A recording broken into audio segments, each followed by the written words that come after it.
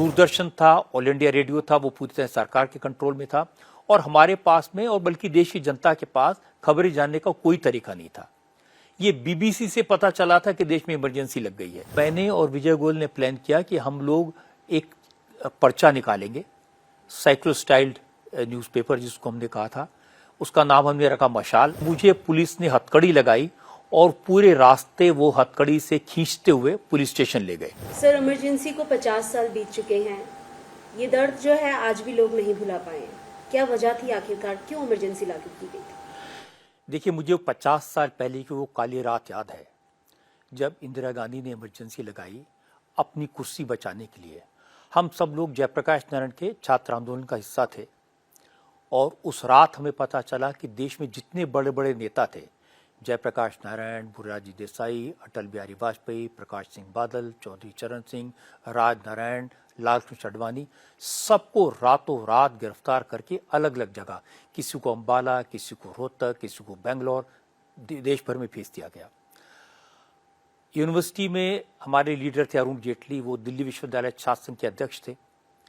उनके घर पुलिस पहुंची तो उनके फादर लॉयर थे, उन्होंने किसी तरह पुलिस को उलझाया और अरुण जी को उन्होंने पीछे के दरवाजे से निकाल दिया। और मैं तो 17 साल का था, फर्स्ट ईयर का स्टूडेंट था, मुझे बहुत ज़्यादा मालूम नहीं था। जब अरुण जी यूनिवर्सिटी में पहुंचे, उन्हें ये नहीं मालूम था कि पुलिस उन्हें ढूंढ रही, उन्हें वापस विश्वविद्यालय नहीं जाना चाहिए। तो फिर हम लोगों ने एक जुलूस निकाला यूनिवर्सिटी में और उसमें हमने नारे लगाए, तानाशाही मुर्दाबाद, हमारे नेताओं को रिहा करो। और फिर यूनिवर्सिटी का जो कॉफ़ी हाउस है उसमें ऊपर जाके, मुझे आज भी याद है, अरुण जी टेबल पर खड़े हो गए, हम सब लोग चारों तरफ खड़े थे और वो भाषण दे रहे थे। और तब हमने देखा कि पुलिस चारों तरफ से धीरे धीरे धीरे घेरा बनाते हुए हम सबको अरेस्ट करने के लिए आगे बढ़ रही थी। तो पुलिस स्टेशन जो एसएचओ थे, वो सब लोग के दोस्त थे, उन्होंने धीरे से आके कान में कहा कि तुम लोग निकलो। तो हम लोग एक एक करके निकल गए, लेकिन अरुण जी को जिस साथी के स्कूटर पे बैठ के जाना था वो गायब हो गए।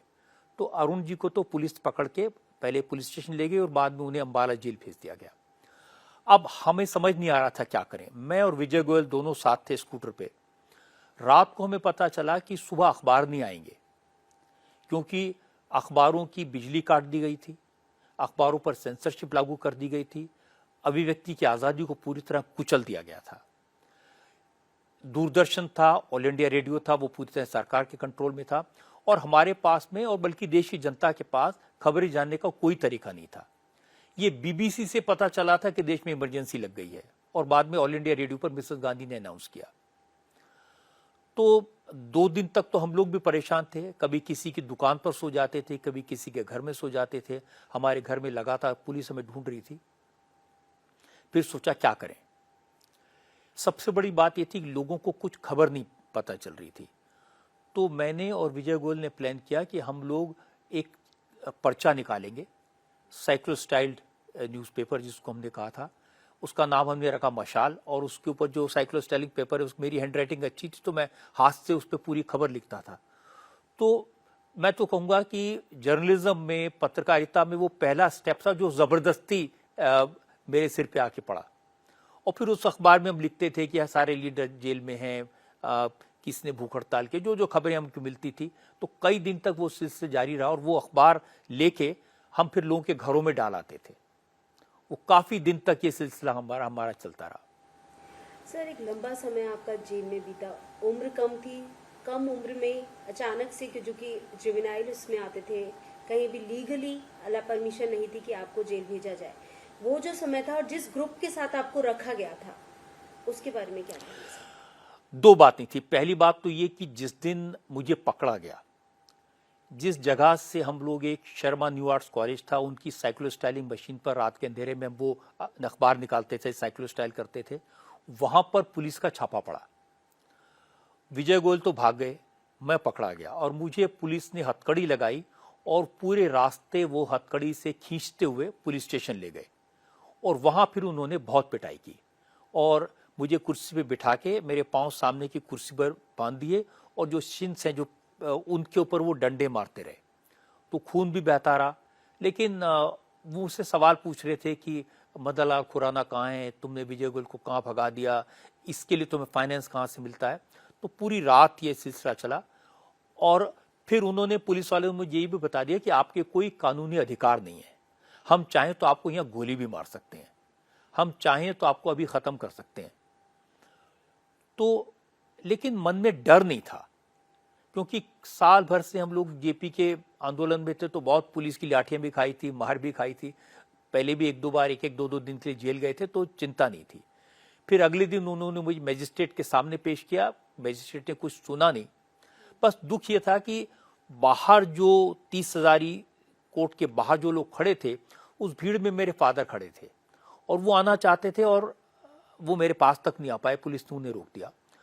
और फिर जब मैं तिहाड़ जेल पहुंचा, तो चूंकि मैं टीनेजर था, 17 साल उम्र थी, तो उन्होंने मुझे पॉलिटिकल वार्ड में भेजने के बजाय एक टीनेजर्स के वार्ड में भेज दिया, क्रिमिनल्स के साथ। उस वार्ड को कहते थे मुंडा खाना। वहां पर मेरे साथ जो लोग थे, मैंने उनसे पूछा भाई क्या करते। एक सेल थी छोटी सी, जिसमें नॉर्मली 4 लोग रह सकते हैं, उसमें उन्होंने करीब 12 लोग बंद थे। तो रात भर, एक तो पहले उन्होंने मुझे पूछा आपको चोट कैसे लगी, तो मैंने बताया कि पुलिस ने मारा। तो उन्हें लगा अच्छा, तो उन्हें कहा कि आप तो पॉलिटिकल प्रिजनर हैं, आपको यहाँ नहीं आना चाहिए था। फिर मैंने पूछा आप लोग यहाँ क्यों हैं, तो एक ने कहा कि मेरा काम है मलकागंज से लेके कमला नगर तक का। मैंने पूछा क्या काम है, जेब काटने का। कोई दूसरा था जिसने बताया मेरा काम है मीटर चुराने का। उस वार्ड का जो इंचार्ज था, उसने संगम सिनेमा पर मर्डर किया था, तो उसको उम्र कैद की सजा हुई थी। उस वार्ड का इंचार्ज था, वो थोड़ा पढ़ा लिखा आदमी था। उसने मुझे पहचाना और उसने कहा कि मैं आपको पॉलिटिकल वार्ड भिजवा दूंगा, क्योंकि हमारे यहाँ से लड़के पॉलिटिकल वार्ड में जाते हैं काम करने के लिए। करीब 2 दिन के बाद में वो पॉलिटिकल वार्ड में मैसेज पहुंचा और फिर वहां से जो हमारे दोस्त थे वो आए और मैंने देखा कि वो तो अच्छे खासे सफेद कपड़े पहने हुए, कुर्ता पजामा, और वो फिर मुझे ले गए। तो political ward like a prisoners camp, जिसमें एक डिस्पेंसरी भी थी, जिसमें एक किचन भी थी, जिसमें एक लाइब्रेरी थी और खाना वहीं बनता था और लोग लाइन में बैठ के खाना खाते थे। सबसे पहले मुझे डिस्पेंसरी ले गए, जो घाव थे उस पर दवाई लगाई, पट्टी बांधी। फिर एक उन्होंने मुझे सेल दिया, वहां पर बिस्तर था सोने के लिए, कुछ दवाई दी। और फिर सुबह जब मैं उठा तब मुझे पता चला कि मैं एक पॉलिटिकल वार्ड में आ गया हूँ।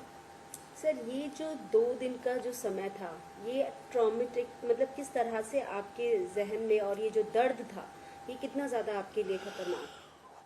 2 दिन वो बहुत ही ऐसे पेनफुल दिन थे जिनको मैं कभी भूल नहीं सकूंगा। एक तो चोट लगी हुई थी, खून बह रहा था, इलाज का कोई तरीका नहीं था, और उस वार्ड में न तो टॉयलेट था ठीक से, न खाने के लिए कुछ था। ये तो फॉर्चुनेटली उस नंबरदार जिसे कहते हैं, जो इंचार्ज था वार्ड का, जो मर्डरर था, उसने मुझे पहचाना और उसने मुझे थोड़ी बहुत मदद की। वो अपने सेल में खाना पकाता था, वो खाना उसने दिया और वो मुझे बार बार पूछता था कि बीड़ी पिएंगे या सिगरेट पिएंगे या चाय पिएंगे। तो लेकिन वो 2 दिन ऐसा लगता था कि शायद अब जीवन यहीं खत्म हो जाएगा, इसके आगे अंधकार है, कोई रास्ता नहीं है और मुझे इन क्रिमिनल्स के साथ रहना पड़ेगा, क्योंकि ये कल्पना नहीं कर सकते थे कि पॉलिटिकल वार्ड में कैसा एटमॉस्फेयर होगा।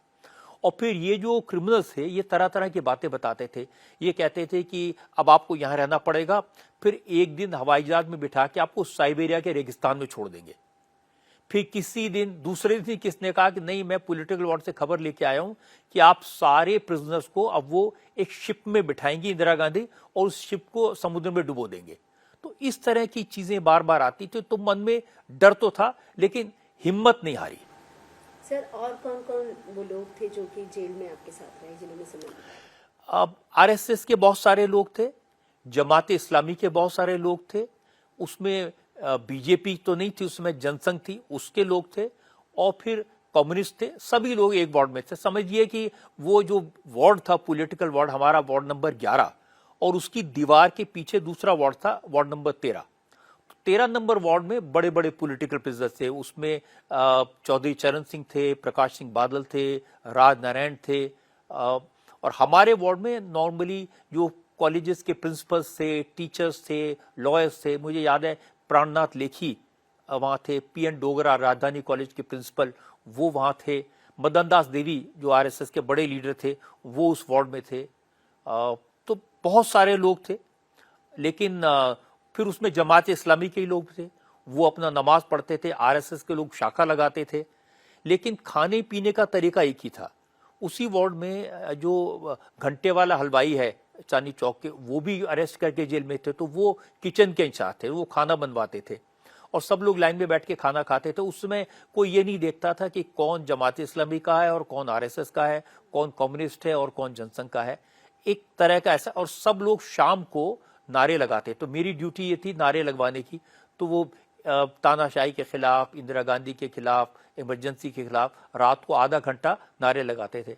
हम जानते थे ये आवाज कहीं बाहर नहीं जाएगी, लेकिन अपने मन को संतोष था कि हम आवाज लगा रहे हैं और ये आवाज शायद कहीं गूंज करके देश में पहुंचेगी।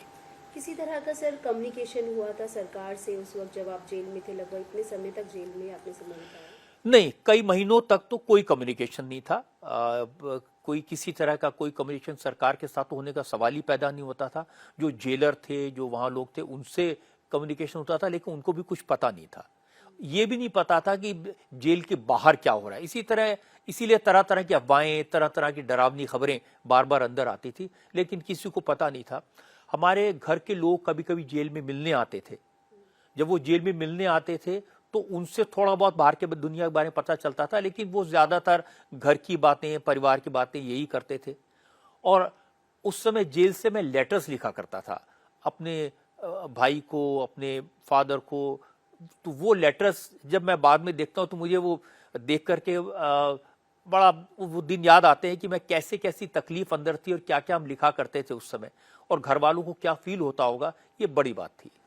सर जब जेल से बाहर आए तब आपने क्या आगे का सफर किस तरह से तय किया? जेल से बाहर आए तो वो आजादी का वक्त था। ऐसा लग रहा था कि न जाने कितने बरसों के बाद एक खुली हवा में सांस लेने का मौका मिल रहा है, अपनी बात कहने का मौका मिल रहा है। तो मुझे याद है कि सबसे पहले एक मीटिंग हुई कॉन्स्टिट्यूशन क्लब में, जिसमें चौधरी चरण सिंह ने एक छोटे से ग्रुप के साथ बात की, जिसमें सब पार्टियों के लोग थे, क्योंकि सब लोग इकट्ठा हो गए थे। और ये तय किया था कि दिल्ली के रामलीला मैदान में एक सभा की जाए। तो सबने कहा रामलीला मैदान में कोई नहीं आएगा, इतने आप भर नहीं पाएंगे, तो कॉन्स्टिट्यूशन क्लब के कमरे में सभा कर लेते हैं।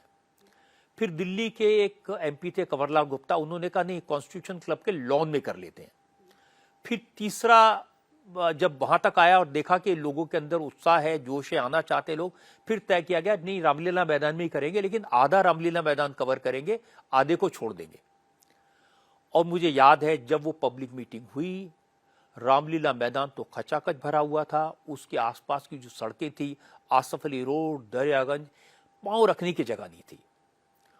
लेकिन लोगों को रोकने के लिए, डिस्ट्रैक्ट करने के लिए दूरदर्शन पर उसी वक्त बॉबी फिल्म दिखाई गई थी, ताकि लोग उसको बॉबी फिल्म देखने के चले जाएं और घर पे बैठ के बॉबी देखें और पब्लिक मीट में। लेकिन वो मैदान पूरा भरा हुआ था, सब लोगों के भाषण हुए।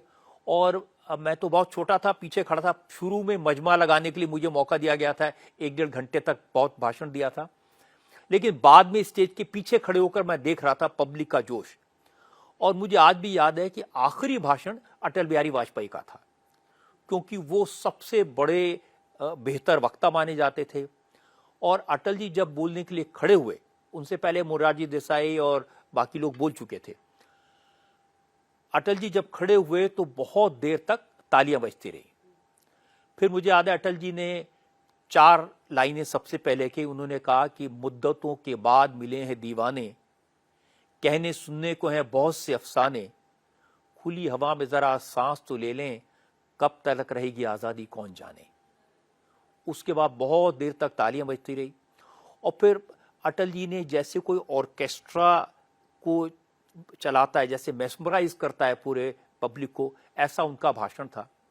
और मुझे याद है उन्होंने कहा कि इमरजेंसी में जिन लोगों के भाई जेल में हैं वो बाहर आ जाएंगे, बहनों की कलाई पर राखी बांधने वाला कोई आ जाएगा, जिनकी नौकरियां चलेगी उनको नौकरियां मिल जाएंगी, लेकिन जिनकी नसबंदी हो गई उनकी मैं कोई गारंटी नहीं ले सकता। तो उसमें ह्यूमर भी था, दर्द भी था, और वो मुझे लगता है बहुत ऐतिहासिक भाषण था उनका, अभी भी मुझे याद है।